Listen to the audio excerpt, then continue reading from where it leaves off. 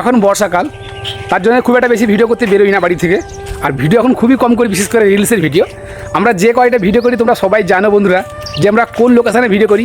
অনেকেই দেখে হয়তো বুঝতে পারে আমাদের বাড়ির পাশে একটা ভগ্ন ভাটা আছে, অর্থাৎ বন্ধ হয়ে গেছে, বিগত 20-22 বছর ধরে বন্ধ হয়ে আছে। একটু দেখানোর চেষ্টা করছি ভাটাটাকে, দেখো ওই দেখতে পাচ্ছ। তা ভাটাটা দেখলে আমরা এখন তোমাদেরকে ওই ভাটাটা উপস্থাপনা করব, কেমন অবস্থায় আছে তোমাদেরকে দেখাও। চলো ভিডিওটা কন্টিনিউ করো। এই হলো আমাদের ইট ভাটা। এই ইট ভাটাতে কাঁচা মাটিকে পুড়িয়ে পাকা মাটি, অর্থাৎ কাঁচা ইট পুড়িয়ে পাকা ইট করে, আর সেই পাকা ইট দিয়ে নতুন ঘর বাড়ি হয়। এই যে চারধারে যে ড্রেনটা দেখতে পাচ্ছ, এইটা কিন্তু এই চিমনির চারিপাশে কিন্তু এইরকম ড্রেন আছে, যেই ড্রেনে শ্রমিকেরা ইঁটা কেটে এটা সাজিয়ে সুন্দর করে ওপরে ঘেঁস দিয়ে বন্ধ করে দেয়।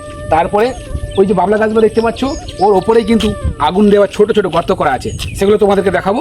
চলে আসো।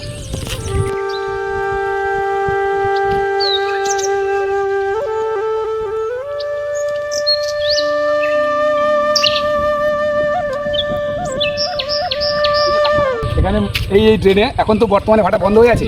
এই ড্রেনে মাছ কিংবা কাঁকড়া, এই এক মাছ ধরলো এখানে। আমরা এখন যাব ওই জায়গাতে, এই জায়গাতে। তো বন্ধুরা, এখান থেকে কিন্তু পেরিয়ে এলাম, এই যে এই জল থেকে কিন্তু পেরিয়ে এলাম শুধুমাত্র তোমাদেরকে ইট ভাটাটা খুব সুন্দর করে দেখাবো বলে।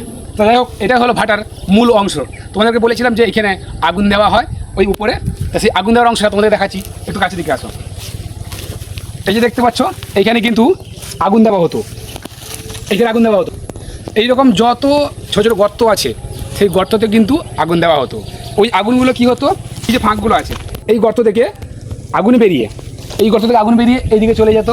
ঠিক ওপাশে অপোজিটে আছে, ওপাশ থেকে বেরিয়ে যেত। ঠিক এইরকম করে প্রত্যেকটা গর্তের মুখ থেকে দুই দিক থেকে কিন্তু আগুন বেরোনোর সুড়ঙ্গ আছে। সেই সুড়ঙ্গ থেকে গিয়ে কাঁচা ইটে আগুন লাগবে, তারপরে কিন্তু ইঁটা পুড়ানো হবে। তোমাদেরকে আর একটা চিত্র দেখাচ্ছি, একটু এগিয়ে আসো। খুব সুন্দর, এটা ভয়াবহ, দেখলেও খুব ভয় লাগবে।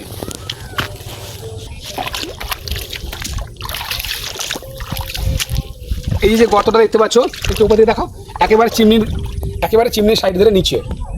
এই যে গর্তটা, এটা কিন্তু চিমনির ভেতরে। একটু জুম করে একটু দেখানোর চেষ্টা করো।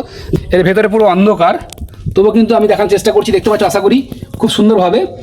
চিমনির চারিপাশে কিন্তু এইরকমই, ঠিক এইরকমই। ওই যে গর্তগুলো দেখতে পাচ্ছ না, ওই গর্ত থেকে কিন্তু ধুঁয়ো এসে এই চিমনির ওপর থাকবে। এই চিমনি থেকে আবার ধুঁয়ো উপর দিয়ে বেরিয়ে যাবে। আমি তোমাদেরকে একটু উপর দেখানোর চেষ্টা করব, জানি না দেখাতে পারবো কিনা, আমার হাত যাবে কিনা। দেখতে পাচ্ছ বন্ধুরা, কি সুন্দর ছোট্ট করে ফাঁকা দেখা যাচ্ছে। এটা কিন্তু পুরো চিমনির ওপরের অংশ, ঠিক আছে। এইখান থেকে ধোঁয়া বেরিয়ে যায়। আমি যেতে পারছি না, জল আছে, আমি যেতে পারছি না। দেখতে পাচ্ছ পুরো জলে মগ্ন হয়ে আছে। এ কিন্তু আবার শীতকালে জল থাকে না, এখন কিন্তু জল আছে। যাই হোক, আমার ভিডিও করার সময়টা একটু অন্যরকম হয়ে গেছে, তার জন্য তোমাদেরকে পুরোটা দেখাতে পারলাম না, আমি দুঃখিত। আমি বলবো একটু আমাদের চিমনিটা যেটা রয়েছে, আমাদের এই চিমনিটা একটু দেখানোর জন্য বলবো। আশা করে দেখতে পাচ্ছ এই চিমনিটা অনেক উঁচু, কিন্তু প্রায় 200 ফুট উঁচুতে কিন্তু এই চিমনিটা রয়েছে।